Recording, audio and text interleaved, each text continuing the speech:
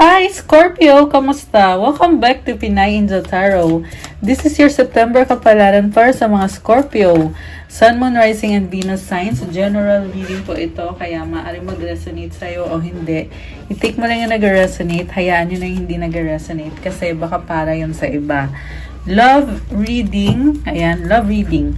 Pero baka may mensahe din sa career nyo. Tingnan natin. Depende sa cards na lalabas. So, kamusta kayo mga fellow Scorpios ko dyan? Tingnan muna natin yung unang mensahe para sa'yo. Okay, ito muna. The world, oh my gosh, may ending at may bagong simula. Malaki ngayon ang pinaplano mo sa buhay mo, Scorpio.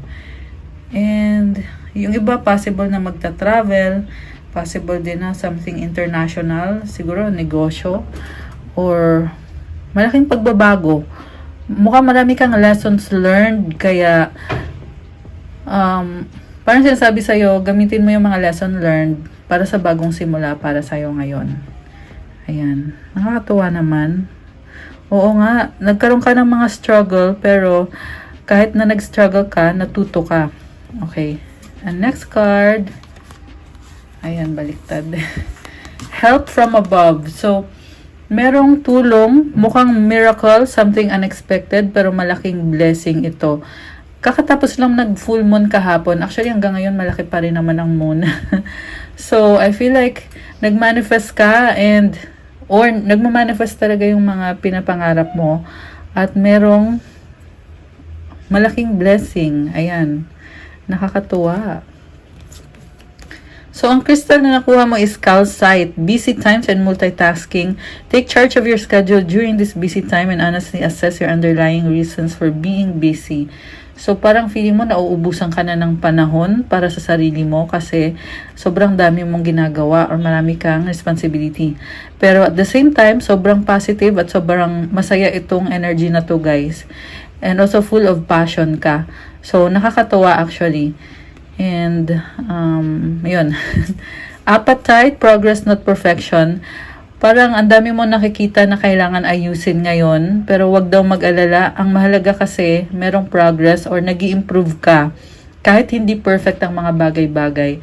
And ang sabi dito, don't compare yourself to others or judge yourself. Instead, focus on how far you've come and all that you've learned. Marami kang natutunan. Doon ka mag-focus. Nakakatuwa naman. Kanina nasabi ko rin yan na merong lessons learned para sa'yo. So, ngayon tingnan natin ang energies mo sa tarot. Okay. Kumusta na kayo, guys? Kumusta mga ka-Scorpio ko? Tingnan natin kung ano bang energies mo sa love. And by the way, kung kailangan nyo ng gabay, pwede po kayo magpa-private reading sa akin. Siyempre, may bayad po kapag private reading kasi ikaw mismo ang i-reading ko. Message nyo lang ako sa Facebook ko at i-follow nyo din ako sa Facebook, okay? And then, pwede nyo ako i-chat sa Viber o sa WhatsApp para mas mabilis. Nasa description box po yung number ko. And mamaya, after ng reading, I will tell you more about the crystals for sale. Nasa Instagram ko. Mamaya.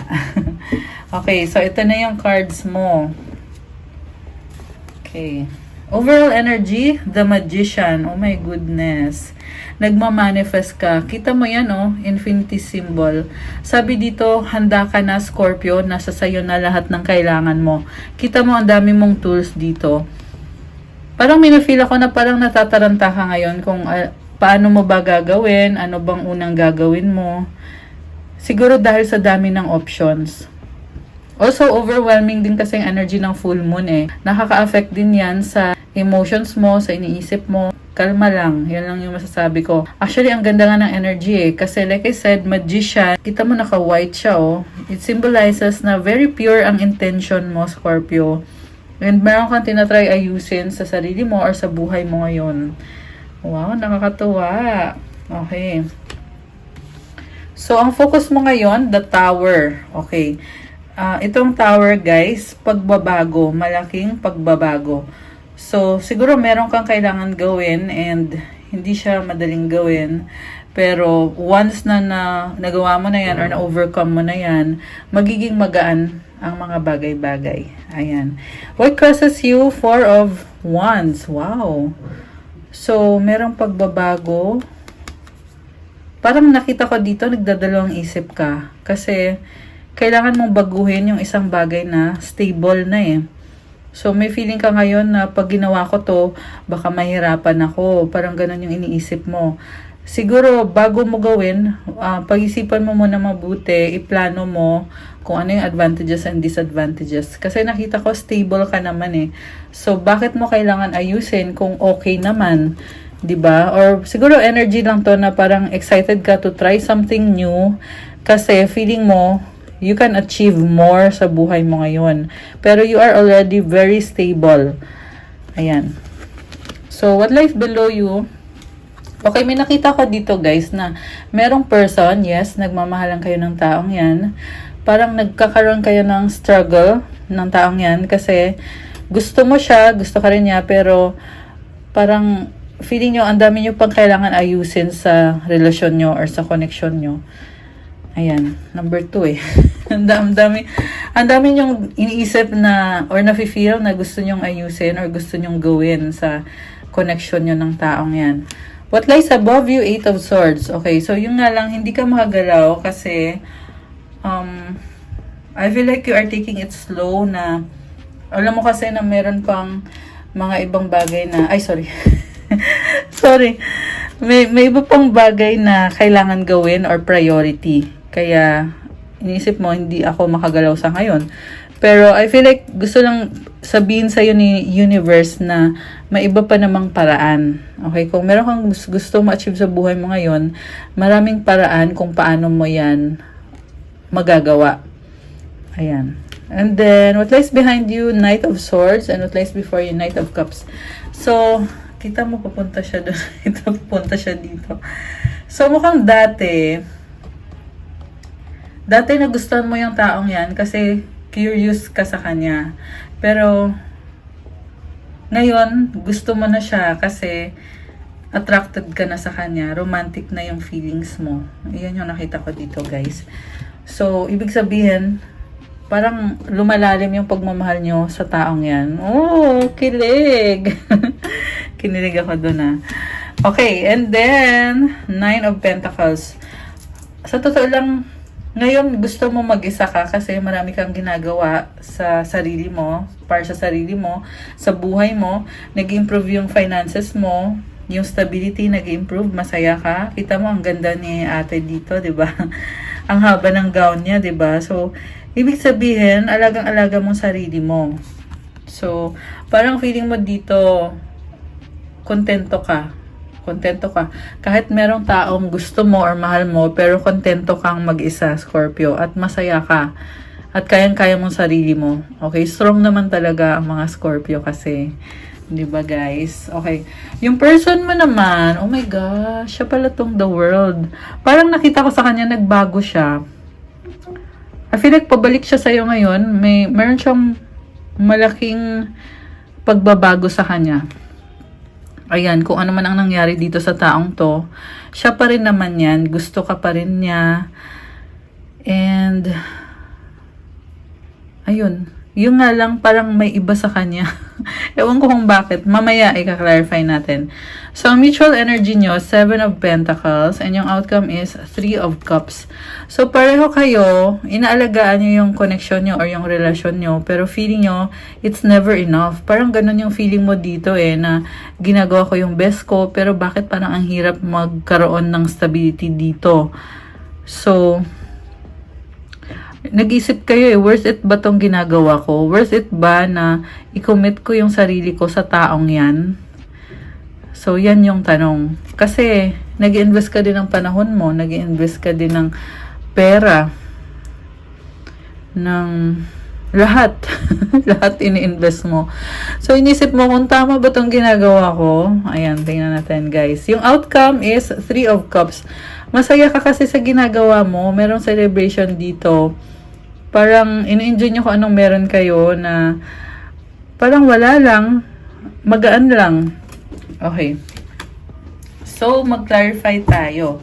Bakit Magician? Magician yung overall energy ni Scorpio. Emperor, oh my gosh. 2 of Cups ulit, the Devil. The High Priestess. Alam mo guys, merong galit Sino to? Nag-aaway, pero kahit magkaaway kayo, tanggap mo siya. Parang hindi mo kayang, or hindi mo makuhang iwanan yung taong yan kasi merong love eh. Tsaka committed na kayo sa isa't isa. So, itong the devil, ito yung galit mo na nararamdaman na sobrang inis ka. Pero, high priestess, binabalanse mo. Kumbaga, hindi mo nilalabas yung galit mo eh. Kasi, ayaw mo mag-away, ayaw mo makipag-away, alam mo yon. Ayaw mo ng gulo, ibig sabihin. Pero ito, emperor. So, merong galit talaga, guys. And merong energies dito ng Aries, Capricorn, Pisces. Ayan, baka isa dyan ay sign ng person mo. Ayan, although kahit naman anong sign pwede. So, kaya sinasabing ready ka na, parang gusto mong i-manipulate yung sitwasyon, sa totoo lang. Kasi ayaw mong mawala siya sa'yo eh. Kita mo yan, hawak niya yung wand, oh. Meron siyang ginagawa, diba? Like I said, gusto mong i-manipulate kasi gusto mo mag-workout yan. Okay. So, tingnan pa natin. Bakit Tower yung overall energy ni Scorpio? The Sun. Oh my gosh. Ten of Swords. The Magician ulit. The Hierophant. Okay. Grabe naman to. Nakakaloka. Alam nyo guys, merong bagong simula. Scorpio. Nakakatuwa. Parang nagkaroon ng pagtatapos sa inyo eh. Siguro nag-away kayo. Hindi kayo nagkasundo. Pero ngayon, ito ulit yung panibagong pagkakataon. And handa ka na. Yan ang sabi dito eh. So siguro matagal kayong hindi nag-usap. Kaya ngayon handa ka na makipag-usap. At handa ka na mag-commit sa kanya at ipaglaban yung relasyon nyo or yung connection nyo. Kasi dito din si Hierophant, which is very idealistic na energy na nafe-feel ko parang gusto mo ipaglaban kung ano meron kayo. Parang sinasabi mo dito na oo, ang hirap ng sitwasyon natin or nang nangyari sa atin. Ayan o, nakadapa na siya, diba? Daming mga swords. So, hindi madali. Pero, kaya mo talaga. Kita mo yung energy ni Magician. Very, very overwhelming, diba guys? Na parang alam na alam niya kung anong ginagawa niya. Ayan. And ilalaban niya yan. Hindi siya susuko, hindi siya titigil. Kasi alam niya yung ginagawa niya eh. And merong love dito eh. Also, andito yung sun. So, kapag merong sun kasi, ibig sabihin, marami na kayong pinagdaanan yan. Pero masaya at bagong simula. Kumbaga panibagong araw. 'Di ba every day sumisikat ang araw. So, kaya ito ngayon nakikita mo yung bagong simula at positive. Ayan, very positive. So, merong pagbabago guys. Okay? Kasi nga tower yan eh. Tower is about transformation. Kumbaga, kung ano yung nakasanayan mo, ayun, it will be shaken para magkaroon ng pagbabago. So, bakit romantic? Bakit daw? So, Ten of Wands, Two of Pentacles. Okay. So, bago yung romance, lumabas kasi dito, meron kang burden na tinatry mong ayusin. Queen of Swords and Three of Cups. Sa bottom of the deck, the Star. Princess of Cups. Yung iba siguro merong anak, guys. And, ayan, yung merong anak, inspiration mo yan. Pero at the same time, marami ka ding responsibilidad. Kaya kita mo tong Ten of Wands. Ayan, oh. Responsibilidad mo yan, eh. And mukhang nagsasabay-sabay din. Two of Pentacles. Queen of Swords and the Three of Cups. So, lumalaban ka dahil sa pagmamahal. And masaya ka sa ginagawa mo, sa totoo lang. Kahit sabihin na natin na, oo, nagsabay-sabay, pero at the end of the day, di ba, umaapaw kasi yung pagmamahal mo eh. Nag-i-enjoy ka sa bawat segundo na binubuhos mo dyan sa anak mo, or di kaya sa family mo, or pwede rin sa person mo. Ayan. So, grabe. Nakakaloka. Bakit romantic? Yan yung susunod. Oh my gosh! Knight of Pentacles ulit. Diba kakasabi ko lang eh, bakit romantic? So, ito siya agad lumabas. Ayan, mahal mo siya, gusto mo siya. pinag-iisipan mo yung connection nyo eh. Kasi may gusto kang i-offer sa kanya na pagmamahal, pero nag-iisip ka, parang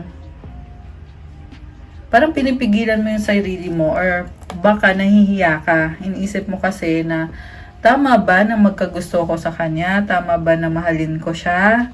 Tama ba tong ginagawa ko? Parang ganon. Ayan. Grabe to guys, oh. Ayan. Kasi gusto mo siya pero ikaw pinipigilan mo din yung sarili mo. Nakakaloka. Parang iniisip mo, may iba pang paraan, parang ganon. Alam mo guys, ang masasabi ko lang Scorpio, kung gusto mo siya, edi ipakita mo. Huwag ka nang, umaatras ka kasi. Ayan, ito ka na, no? Okay ka na eh. Tapos umatras ka bigla. Parang sinabi mo, oops, wait lang. Pigilan ko muna sarili ko. Kita mo nakahawak pa siya sa dibdib niya, oh. Parang nahihiya ka pa eh. Ayan, nahiya. Nahiya si Scorpio. Gusto mo, pero nahiya ka. Ace of Wands. Ayan, oh, attraction. Pero, andito talaga yung feeling na ayaw mong, alam mo yung ayaw mong kumonek sa kanya kasi gusto mo, mag-isa ka lang or gusto mo, hindi mo na iisipin or poproblemahin.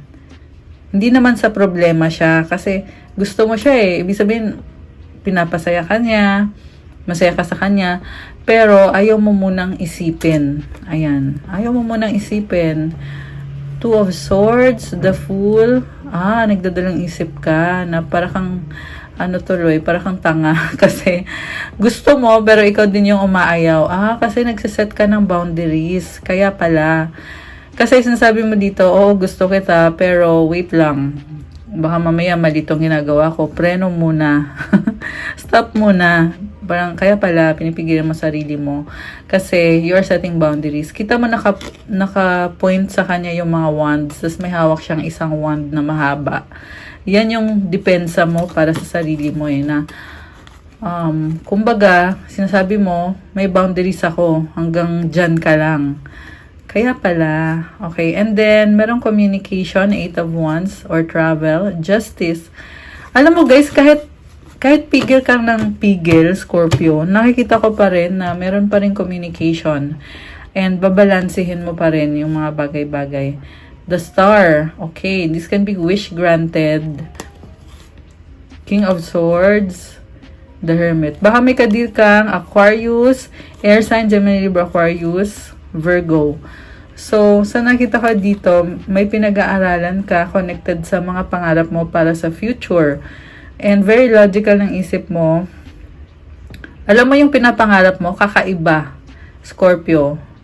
Kakaiba yan. And feeling ko, yung iba dyan, magiging very successful, sisikat kayo or something like, makukuha mo yung wini-wish mo. Ayan. Siyempre, kailangan mag-effort ka para maging totoo, 'di ba? Okay, so tingnan natin ang feelings ng person mo. Bakit nagbago siya? Kasi nga, yung sabi ko sa inyo guys na lumabas dito na parang bago yung energy niya eh. Oh my gosh, Queen of Cups, 5 of Pentacles, Queen of Pentacles. Wow. The Moon. Oh my gosh. So, Wheel of Fortune. Kakaiba talaga. Kakaiba. Ang lakas talaga ng full moon kahapon, guys. Kasi hanggang ngayon, lumalabas tong energy ng moon. Ayan, Moon and Jupiter.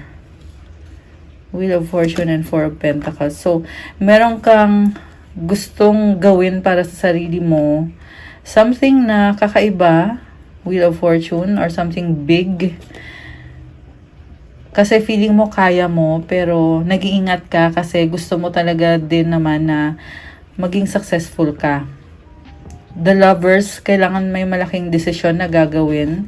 Kailangan merong pagbabayaran or merong risk na gagawin. So, malaking desisyon talaga yan. Yung iba guys, connected yan sa finances nyo. Kita mo puro Pentacles. Yan o, ito rin o. Pentacles kasi kaperahan mo yan. Ayan o. Ayan, Ace of Pentacles, bagong simula. So, kakaibang pangarap. Kasi gusto mo mag-try ng something new para sa sarili mo. Excited ka, feeling mo yan yung magpapasaya sa'yo ngayon. Ang masasabi ko lang dyan, gawin mo kung anong gusto mong gawin. Karapatan mo naman yan, freedom mo naman yan. Kung yan yung tinatawag sa'yo ng soul mo para gawin mo, most likely, kailangan mo talagang gawin yan. Kasi andyan yung purpose mo sa buhay. Okay? And then, yung cards na connected sa person mo, ito alam mo, sobrang nagmamahalan kayo ng taong yan. Yung nga lang na-feel ko dito, merong ano sa inyong dalawa eh. Merong nakaharang dito na hindi magandang nangyari. Kaya parang nalulungkot kayo, feeling nyo ang hirap-hirap, feeling nyo nawawalan kayo ng pag-asa. Pero sa totoo lang, feeling nyo lang yon. Kasi, nakafocus kasi kayo sa kung ano yung problems, di ba? And, I feel like ikaw gusto mo lang maging masaya. Ito naman yung taong ka-deal mo, inuuna niya yung sarili niya, marami na siyang achievement. Kita mo ang daming bundok, Ayan, bundok yan, guys. Ang kahulugan ng bundok is mga achievements yan. So, possible din naman na ikaw yan, na kahit na ang dami mong achievement, pero iniisip mo pa rin kung ano yung kulang. Ayan. So, follow your heart. Yan lang ang masasabi ko. Okay? May nakita din akong person na mahal ka, aalagaan ka niya. Talaga, nagkikare sa'yo. So, isa pa, i-clarify natin, guys. Itong the world card na energy ng person ni Scorpio. Ten of Pentacles, the Tower, and the Empress. Oh my gosh. Nine of Swords. The Death card. Parang may nakita ako naka-block. Hindi kayo nag-uusap. Binlock mo siya or binlock ka niya. Princess of Wands. Pero curious pa rin eh. Four of Wands. Committed pa rin. Ba't kaya ganon? Naka-block pero gusto pa rin. Committed pa rin. Ten of Cups. Kailangan ka pa rin niya. Ikaw pa rin yung nagpapasaya sa kanya. At siya. At ikaw ganon din sa kanya. And then, komportable na kayo sa isa't isa, guys. Nakita ko dito in love. And, yung nga lang, meron kailangan magbago. Kasi dito yung tower eh. Biglaan. And, parang, inisip mo kasi, deserve ko maging masaya. Ba't ko pahirapan yung sarili ko? Ayan. Alam mo, ang dami ko nakitang achievement para sa'yo ngayon, Scorpio. Pero yung achievement na yan, kailangan gawan mo ng paraan or paghirapan mo. So, ang masasabi ko lang, ipagpatuloy mo yung effort mo kasi ang bongga talaga ng nakikita kong achievement sa'yo. Ayan, itong Ten of Pentacles. Kita mo, isang malaking bundok yan, Ayan, so, kita mo may bilog po. Grabe. Very nice! I love it! Ayan, kaya sa mga Scorpio dyan, nakaka-relate. Comment. Comment kayo yung mga resonate. Kuha tayo ng energies connected sa inyo ng taong yan or yung mga gusto nyong sabihin sa'yo. At kuha ko din kayo ng mensahe galing sa universe. Okay.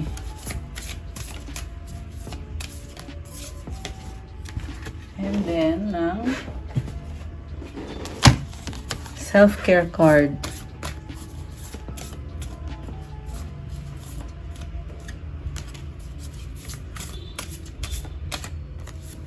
Okay. So, ito muna. Naiinis, angry ego. Oh my gosh. Ikaw pa rin. I still love you. Grabe. The one. Oh my gosh. I love that.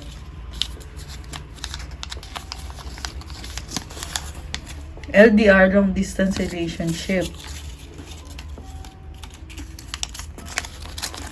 Sweet. Bagong simula. Oh my goodness. Ayan, ilang beses ko yan sinabi sa reading natin. Merong bagong simula. Friend zone BFF. Ayan. siguro super close kayo ng person mo. Yung iba parang, yung nga, na friend zone ka. Parang kailangan umangat, lumevel up yung relasyon nyo, yung connection nyo. Not sure, ewan, di ko alam. Ayan, yung kasi nalilito yung iba. Lahat. Ayan, meron talagang energy na parang nalilito. Selos, insecure. Oh my goodness. Merong seloso. Tumalikod, bye. Okay. Okay, fine. Tumalikod. Excited! Okay, so, mensahe galing sa universe para sa'yo. Oneness is my true nature. Oh my gosh! So, ibig sabihin kumukonek ka talaga sa energies ng universe. Natural yan para sa'yo. Malakas ang intuition ni Scorpio. Kaya marami ding nagmamahal kay Scorpio kasi mapagmahal ka din sa ibang tao sa paligid mo. Ayan, I love it. Parang na-feel ko din sa'yo, very natural ka ngayon. Natural beauty or nagbo-bloom ka, Scorpio. Ayan. And then, ang self-care card mo is movement. So, ayan, siguro mahilig sumayaw kayo or parang feel nyo ngayon mag-exercise or gumalaw-galaw. Ayan. And then, make a vision board. Oh my gosh! Ito nga yung ginagawa ko, guys. Ayan yung ibang Scorpio dyan. Sinong resonate dito? Okay, so gumawa ka din ng vision board kasi self-care mo yan Kapag nakikita mo yung mga goals mo, nare-remind ka kung ano yung susunod na gagawin mo.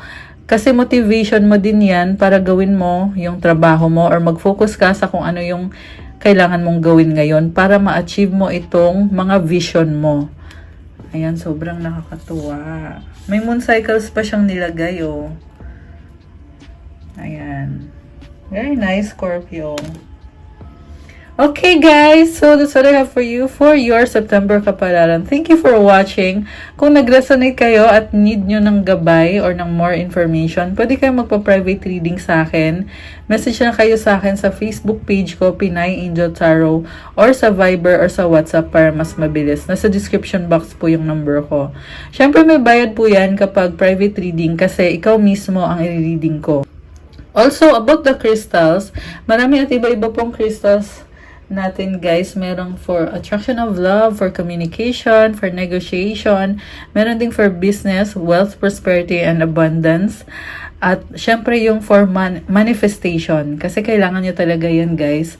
Para magkaroon kayo ng more energy at mapabilis nyo makuha kung ano yung wish nyo or kung ano yung gusto nyo mangyari sa buhay nyo ngayon. Ayan. Kaya i-message nyo ko sa Instagram ko, okay? Andun po nakapost lahat ng crystals, pati yung benefits ng crystals, nilalagay ko din dyan kasi marami po sa inyo hindi pa nakakatry gumamit ng crystal.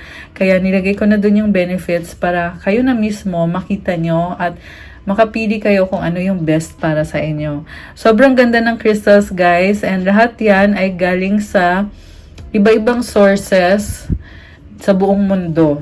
Ayan. Hindi lang yan kasi aside na maganda yung crystals, binibless po natin yan, natin na alagaan palagi para sa inyo. At meron yung specific na intention at blessing para sa iyo mismo. So kung bibili ka, may kasama na yung blessing para sa iyo.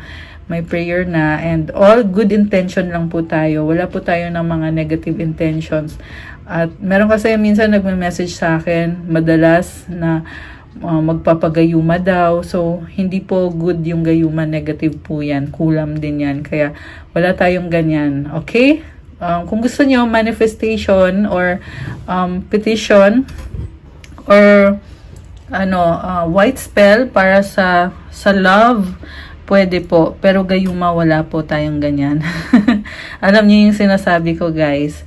And also, syempre, hindi lang naman sa love yung crystals natin. Healing din yan sa'yo personally para gumanda yung energy mo, para mas kalmado ka, mas masaya ka, mas na-enjoy mo yung life mo kasi merong nagbibigay sa'yo ng magandang vibe.